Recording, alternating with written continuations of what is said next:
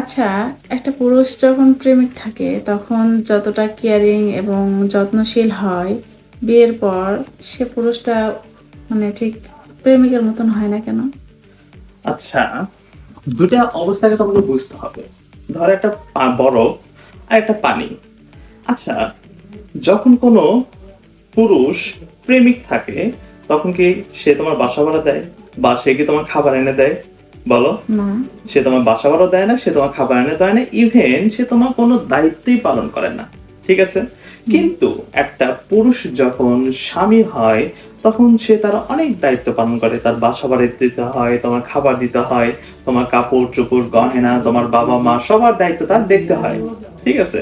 জি। তো এই সব দায়িত্ব, তারপর ধরো তুমি অসুস্থ হলে পুরুষ কিন্তু তোমাকে, তোমার যে স্বামী তার এই দায়িত্ব তোমাকে দেখা। তো এই সব কিছু দেখতে যে একটা পুরুষের প্রায় 10 ঘন্টা সময় নষ্ট, বাকি 8 ঘন্টা সময় তোমার ধরো ঘুমায়, আর থাকলে কত, 6 ঘন্টা টাইম।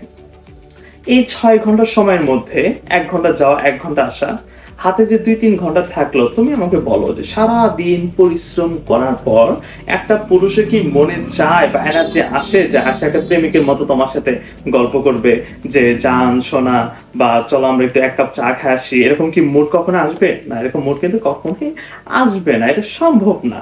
ঠিক আছে? এর আসবে কার? ধর একটা বেকার ছেলে। তো একটা বেকার ছেলে তোমার যখন সে সারা দিন বসে থাকবে, তার কোনো কাজ কাম নাই, সে কিন্তু এসে তোমার এই ধরনের মানে তোমার হচ্ছে সে এই তার এই রোমান্টিকতা আসবে, কিন্তু একটা পুরুষে কিন্তু এরকম রোমান্টিকতা আসবে না, কারণ সে সারাদিন অনেক পরিশ্রম করে। ধরো 7 দিনের মধ্যে যদি তার 70 মিনিট টাইম পায়, 70 মিনিট তার কি কথা আসবে? যে এই ধরনের কথা আসবে যে তোমার আহ, আমাদের সংসার কিভাবে আগানো যাবে, আমরা ভবিষ্যতে কিভাবে ভালো করতে পারবো, এই ধরনের কথা কিন্তু তাদের মধ্যে আসবে।